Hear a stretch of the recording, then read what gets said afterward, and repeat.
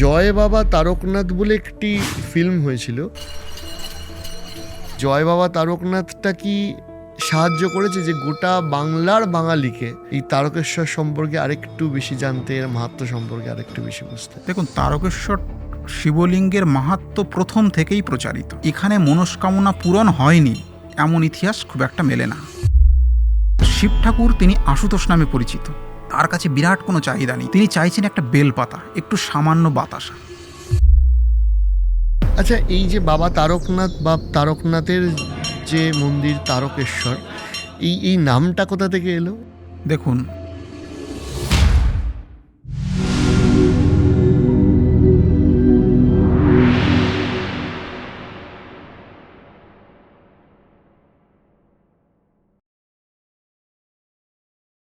এই যে তারকেশ্বরের একটা, ধরুন এই যে মানে দিনে দিনে তো ডেফিনেটলি একটা শিব ভক্তদের কাছে শিবের উপাসনা, এটা তো নতুন করে এগুলোর কোনো মার্কেটিং বা ব্র্যান্ডিং এর প্রয়োজন হয় না, কিন্তু স্টিল জয় বাবা তারকনাথ বলে একটি ফিল্ম হয়েছিল, যে ফিল্মের সেই ফিল্মটা ছোটোবেলাতে আমিও বেশ কয়েকবার দেখেছি এবং প্রসেনজিৎ চট্টোপাধ্যায়ের পিতা বিশ্বজিৎ চট্টোপাধ্যায় সেখানে ছিলেন।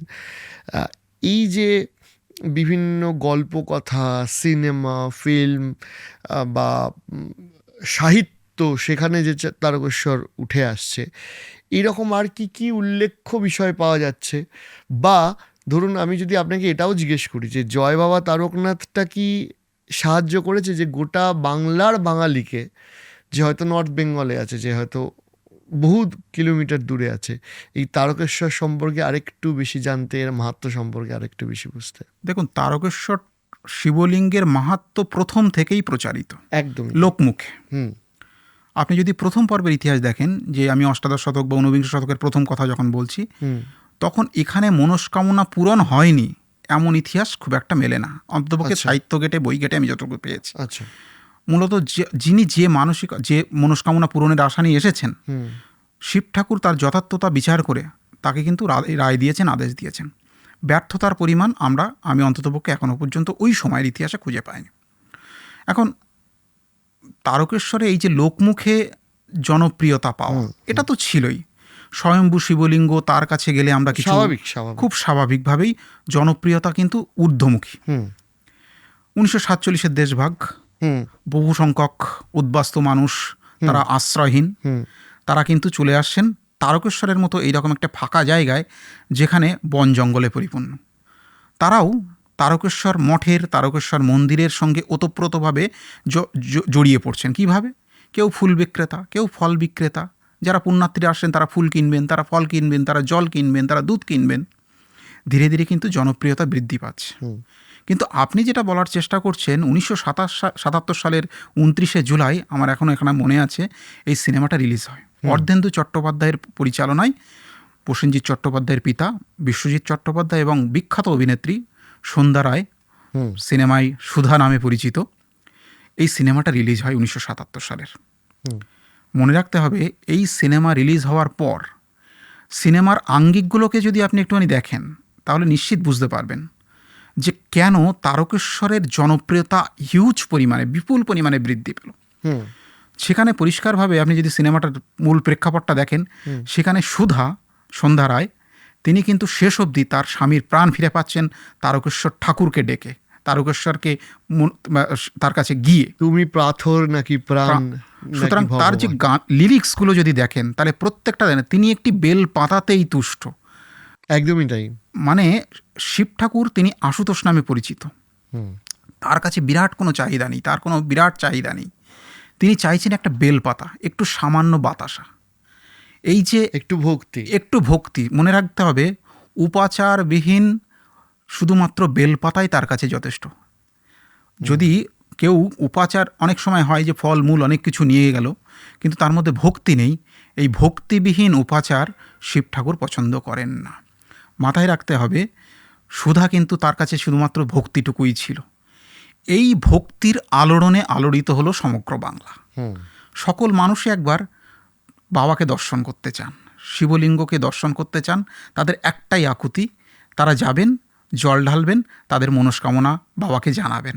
আপনি এই তারকেশ্বর মন্দির নিয়ে পিএইচডি করেছেন বা আপনি দীর্ঘদিন তারকেশ্বর কলেজে ছিলেন, পড়িয়েছেন, আপনার চর্চার মধ্যে বা আপনার এই রিসার্চ ওয়ার্কের মধ্যে এরকম কখনো রেফারেন্স বা উদাহরণ পেয়েছেন বা এরকম কোনো মানুষের সাথে সাক্ষাৎকার হয়েছে যেটা যেটা এই ফিল্মে দেখানো হয়েছিল যে একটা অলৌকিক ঘটনাও ভক্তির মাধ্যমে হতে পারে, এরকম কি কোনো মানুষের সাথে বা চর্চার মধ্যে দেখেছেন যে যেখানে হয়তো স্বাভাবিক জাগতিকভাবে এটা সম্ভব না, কিন্তু তারকেশ্বর বাবার প্রতি ভক্তি বা শিব ঠাকুরের প্রতি উপাসনা থেকে কোনো ভক্ত সেই ফলটা পেয়েছেন?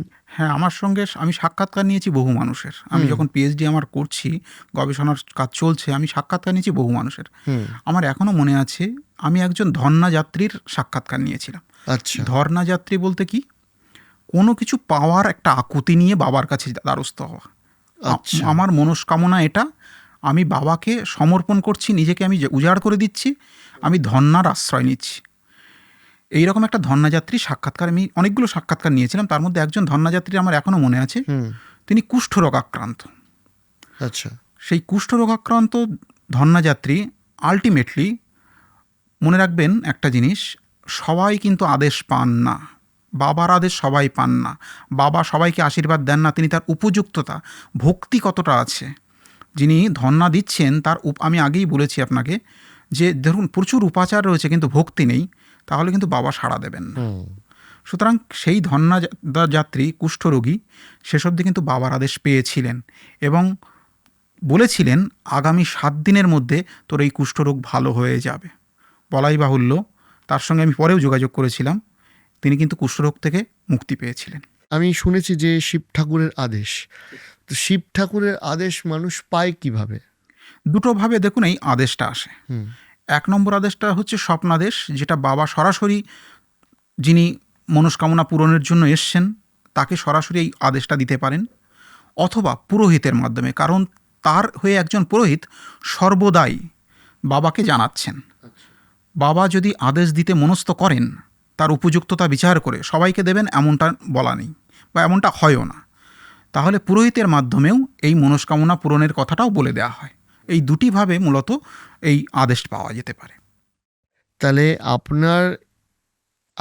মানে আপনার এই যে দীর্ঘদিনের চর্চা, অভিজ্ঞতা এবং মানে পড়াশোনাও বলা চলে, ঠিক আছে, সেই সমস্ত কিছু নিয়ে যদি আমি আপনাকে জিজ্ঞেস করি যে তারকেশ্বর ধাম, শিবের উপাসনা বা শিব ঠাকুর, এই পুরো চর্চাটা থেকে আপনার শিক্ষাগত চর্চা, আপনার মানে আধ্যাত্মিক চর্চা সব মিলিয়ে আপনাকে যদি বলা হয় যে তারকেশ্বর ধাম নিয়ে মানে একেবারে কিছু বলার, সেটা কি বলবেন? বা আপনি শিবের চর্চা নিয়ে কি বলবেন? দেখুন, শিবলিঙ্গ মোটেই পাথর নয়, আগেই আমি বলেছি। এর সঙ্গে জড়িয়ে আছে ভক্তি, এর সঙ্গে জড়িয়ে আছে উপাসনা, ত্যাগ তিতিক্ষা জড়িয়ে আছে। মাথায় রাখতে হবে, এগুলি ছাড়া, এই যে উপাসনা, ত্যাগ তিতিক্ষা, জন্ম মৃত্যুর চক্র, এগুলি থেকে মুক্তির একমাত্র উপায় হচ্ছে শিব ঠাকুরকে মন প্রাণে সমর্পণ করে ডাকা। ওই যে সত্যম শিবম সুন্দরম, সত্য শিব সুন্দর, এটা ছাড়া আর কোনো উপায় আমাদের নেই। আচ্ছা, এই যে বাবা তারকনাথ বা তারকনাথের যে মন্দির তারকেশ্বর, এই নামটা কোথা থেকে এলো? এইটা কি পাওয়া যায় কিছু? দেখুন, আমরা রেনেলের ম্যাপ অনেক আগের, 1879-80 এরকম সময় একটা রেনেলের ম্যাপ পাচ্ছি, সেখানে একটাই শব্দ পাচ্ছি, তারেশ্বরী। এখন তারেশ্বরী কি তারকেশ্বর, এটা নিয়ে আমরা তেমনভাবে পাচ্ছি না, কিন্তু একথা নিয়ে কোনো সন্দেহ নেই, তারক শব্দের অর্থ হচ্ছে মুক্তি। তারক ঈশ্বর, তারক শব্দ তারক যোগ ঈশ্বর। আপনি যদি তারক শব্দটাকে ব্যাখ্যা করেন তাহলে যে মুক্তি, যে ঈশ্বর আমাকে মুক্তি দেবেন, জগৎ সংসার জীবন দুঃখ থেকে মুক্তি দেবেন, এর বাইরে কোনো। কিন্তু একটা এলাকায় অনেক সময় দেখবেন স্থান নাম কিভাবে তৈরি হয়, কোনো একজন বিখ্যাত ব্যক্তির নামে, কোনো একটা রাস্তা তৈরি হয় বিখ্যাত ব্যক্তির নামে। প্রধান উপাস্য দেবতা তারকেশ্বরের নাম হওয়ার পূর্বে এই এলাকার আমি যদি তারেশ্বরী ধরেও নিই, তাহলে নাম, যিনি প্রধান উপাস্য দেবতা তিনি হলেন তারকনাথ, যিনি জীবন সংসারের মুক্তিদাতা, তার নামেই তারকেশ্বর নামটা হবে, এটা খুব স্বাভাবিক। সুতরাং ঈশ্বর যেখানে রয়েছেন, জনপদ পরিণত হলো তারকেশ্বর নামে। জনপদের এছাড়া বিকল্প কোনো নাম আর উঠে আসা সম্ভব ছিল না। এই যে শ্রাবণী মেলা, সেটা কি মন্দির প্রতিষ্ঠার পর থেকে হচ্ছে, না মন্দির প্রতিষ্ঠার আগে থেকেই চলছে, বা এটা কতদিন ধরে এই রিচুয়ালটা চলছে? দেখুন, তথ্যগতভাবে যদি আপনি দেখেন, হুম। শ্রাবণী মেলা সূত্রপাতের বছর বলে কিছু নেই, আচ্ছা। কিন্তু এটা মোটামুটিভাবে আমরা বিভিন্ন তথ্য ঘেঁটে একটু অনুমান করতে পারছি যে একটা মন্দির প্রতিষ্ঠা হচ্ছে 1729 সালে। মন্দিরে জল ঢালার জন্য, জলাভিষেকের জন্য বিভিন্ন তীর্থযাত্রী পুণ্যার্থীরা তারা আসছেন। হুম। আসার সঙ্গে সঙ্গে তারা কিছু কিছু জিনিস তারা ক্রয় করছেন, কেউ কেউ বিক্রয় করছেন, হুম। ফুল, ফল, মালা, জল, দুধ। মেলা বলতে বোঝায় একটা মিলনস্থল। শ্রাবণী মেলা একটা মিলনস্থল। মেলা শব্দ দিয়ে কিন্তু আমরা বুঝি মিলনস্থল, হুম। যেখানে বহু মানুষের সমাগম ঘটে। তারকেশ্বর মন্দির প্রতিষ্ঠার পর থেকে সময়ের অগ্রগতির সঙ্গে সঙ্গে বহু মানুষ তারা এই জল ঢালার তাগিদ নিয়ে, জলাভিষেক করার তাগিদ নিয়ে তারা আসছেন। ধীরে ধীরে একটা ছোট্ট জনপদ, একটা ছোট্ট মেলা পরিণত হচ্ছে কিন্তু শ্রাবণ মাসে যেহেতু বিশেষ তাৎপর্যবাহী, শ্রাবণী মেলা নামটা নামকরণ এখন এইভাবে। তো বহু কোটি কোটি মানুষ বহু আসছেন সংখ্যক সেখানে। পুণ্যার্থী এখন তারা শ্রাবণ মাসে আসছেন।